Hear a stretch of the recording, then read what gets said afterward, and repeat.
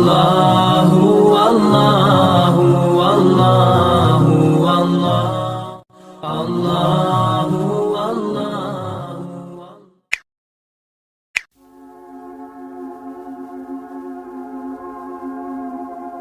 Tentu kita sedia maklum dengan logo Freemason, bukan? Sedia maklum tak dengan logo Freemason? Pernah tengok macam mana logo Freemason? Logo Freemason mengandungi 3 komponen, 3 elemen, 3 benda. Pertama, hak belah atas tu, hak lagu ni dipanggil jangka lukis. Jangka lukis. Hak bawah pun lagu ni dipanggil pembaris berbentuk L. Tengah dia tu ada huruf G, lambang pertubuhan ataupun persatuan Freemason.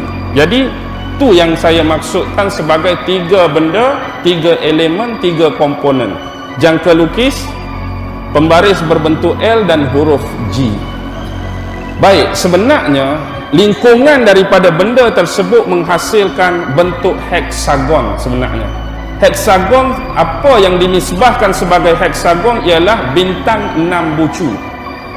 Bintang 6 bucu ni selalu dikaitkan dengan penisbahan kepada Star of David, iaitu bintang Nabi Daud. Bagi mereka menganggap bintang ini sudah ada sejak sekian lama yang menjadi lambang kepada kerajaan Nabi Daud dulu dan juga menjadi lambang kepada perisai-perisai tentera pada zaman pemerintahan Nabi Allah Daud. Bintang bentuk segi 6 tadi. Sebab tu hari ini bendera Israel pun memakai logo ataupun lambang bintang bermata ataupun bersegi 6. Sebenarnya hak atas tu, kalau kita dalam lagi okultisma Kabbalah, sekarang ni dia macam ni lah. Hak macam straight ke atas, bawah ke bawah tu melambangkan alat kelamin wanita, alat kelamin perempuan. Hak lagu ni tu melambangkan alat kelamin lelaki. Tetapi kita harus faham, keahlian dan keanggotaan Freemason setakat ini tidak merekrut dan mengambil ahli wanita, cuma lelaki. Tak tahulah apa tipu, apa helah mereka mengambil keahlian dan keanggotaan cuma daripada kalangan lelaki. Jangka lukis campur dengan pembaris menunjukkan bahawa mereka ialah tukang batu tadilah, mason, yang digelar sebagai arkitek. Arkitek ni bukan sekadar arkitek hak lukis pelan tu saja. Arkitek lebih membawa maksud yang lebih luas dan global, ialah perancang. Mereka lah yang buat pelan, mereka lah yang lukis, dialah perancang. Jadi apa rancangan yang terselindung di sebalik makna logo tadi? Tapi yang menjadi misteri bagi kita, apa yang merujuk kepada huruf G. Apa maksud huruf G? Agak-agak apa dia? Agak-agak apa dia huruf G? Ada 4 riwayat berkenaan dengan huruf G. Riwayat yang pertama, G ini merujuk kepada God. God, iaitu Tuhan. Bukan Tuhan Allah, tapi Tuhan dalam bentuk manusia yang akan merajai dunia di akhir zaman. Siapa? Dajjal. Tu G yang pertama, satu riwayat. Riwayat yang kedua, G bermaksud Great Architect. Great Architect, iaitu arkitek yang agung, perancang yang agung. Agak-agak siapa perancang yang agung? Orang yang sama juga. Perancang yang agung pun merujuk kepada dia juga. Yang ketiga, riwayat menyebut sebagai geometri, merujuk kepada alat-alat tadi, jangka lukis dan pembaris berbentuk L. Sebab kebiasaan bagi seorang arkitek dan perancang ni, tak ada lain alat yang dia akan guna ialah geometri.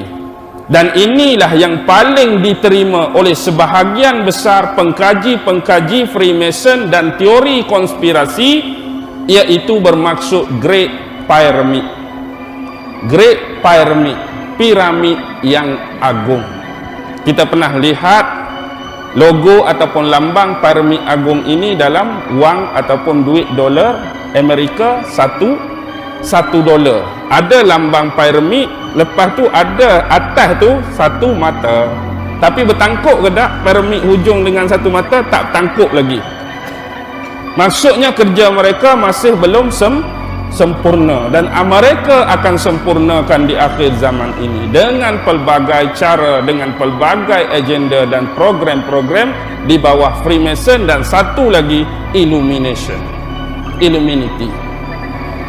Baik, maksud sebenar gabungan tadi, God baik, Great Architecture baik, geometri baik, Great Pyramid baik. Kalau kita gabungkan keseluruhan pun tak jadi masalah. Dia membawa kepada golongan-golongan arkitek. Ini bukanlah menisbahkan orang arkitek saja duduk dalam tu. Maksud arkitek ialah orang yang bekerja menjadi penggerak utama, orang yang jadi perancang utama, pelukis pelan. Okey tak bunyi ni?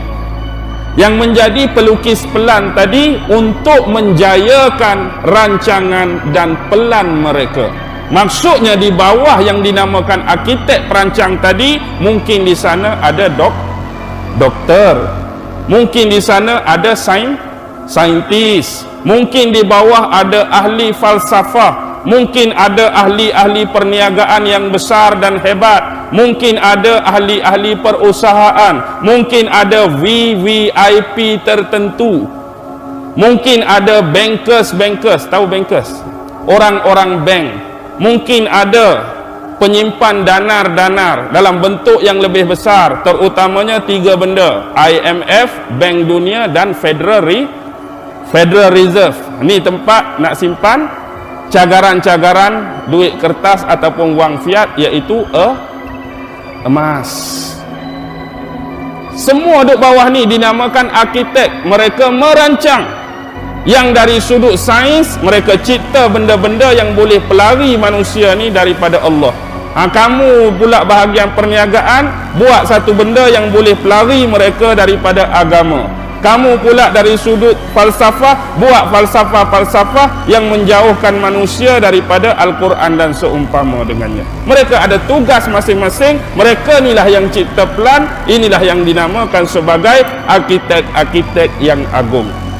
Jadi mereka buat ini, kerjasama mereka adalah berbentuk piramid. Ada orang peringkat bawah, ada peringkat naik sikit, ada orang sederhana, ada sederhana tinggi, ada tinggi, sampailah kepada Maha Guru, iaitu Grandmaster tadi.